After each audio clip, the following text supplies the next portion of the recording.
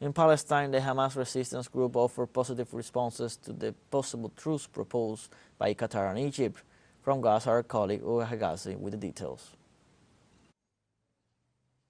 Ayer el portavoz del Ministerio de Asuntos Exteriores cataríes había anunciado de que ya Yesterday, the spokesman of the Qatari Foreign Ministry announced that it had finally received the response from the Palestinian Islamic Resistance Movement, Hamas, to the proposal for a humanitarian truce and a change of hostages, which had been proposed weeks ago at the Paris summit. According to the spokesman, the response issued yesterday by Hamas was quite positive, but it has set some conditions that will be issued to Israel in these days to receive the final response from Israel, whether it will accept this condition imposed by Hamas movement or not. Even yesterday, the Qatari intermediaries and the Egyptian intermediaries proceeded to send this answer to the Israeli Mossad, and at this moment, the American Ministry Antony Blinken and the Prime Minister Benjamin Netanyahu are having a security meeting to discuss this condition imposed by Hamas, to know if they could accept them or not, and finally issue an answer. Today, they have already proceeded to announce the condition imposed by Hamas.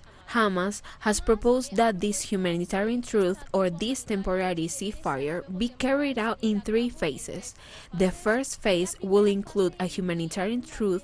of about 45 days in the Gaza Strip, and in which some conditions will have to be carried out. The first condition is a temporary cessation of military acts, either by the Israeli army or by the Palestinian resistance fighters, and in response to this, Hamas will proceed to the Israeli hostages who are being held here in the Gaza Strip, but only children, women, and elderly people with illness and diseases, as well as the Palestinian resistance fighters. On the other hand, Israel will proceed to release a number of Palestinian prisoners held in the occupation prisons, but it has not yet been decided exactly how many or which prisoners will be released. Other conditions imposed by Hamas for this hostage exchange and this temporary cessation of military acts is that Israel must increase the amount of humanitarian aid entering the Gaza Strip to at least 500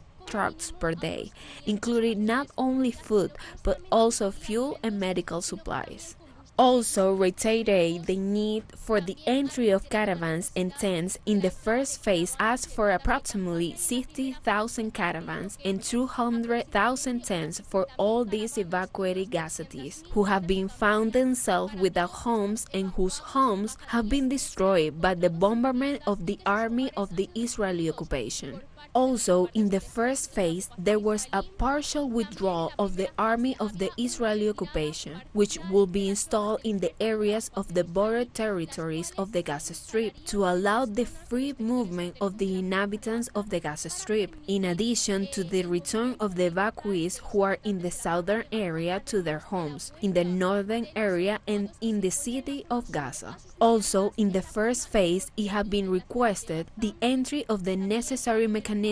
to remove all the debris and all the destruction caused by the bombing of the army of the Israeli occupation. These have been the conditions that have been imposed in the first phase. In the second phase will also be a humanitarian truce of approximately 45 days, where Hamas will proceed to release detained men, including soldiers and senior officials, where Israel will also proceed to release a number of imprisoned Palestinians who are in the jails of the army of the Israeli occupation, also including leaders and senior officials of the Palestinian factions. And the condition that Hamas has imposed in the second phase is that Israel must begin to open the file of the reconstruction of the Gaza Strip, also begin to rebuild hospitals, medical centers, organizations, and not only housing, but also the infrastructures, all the electric currents and drinking water streams, which has been destroyed because of the bombardments of the Israeli occupation army, and also have to carry out the conditions that have been imposed in the first phase, in which will include the amount of the humanitarian aid that was imposed in the first phase, the entry also of caravans of tents. In the third and last phase, there will be also a period of 45 days of humanitarian truce in the Gaza Strip, where Israel and Hamas will proceed to release the dead bodies and the dead that are in the Gaza Strip and that are being held in Israeli occupation prisons, and where all the conditions that have been imposed in the second and first phase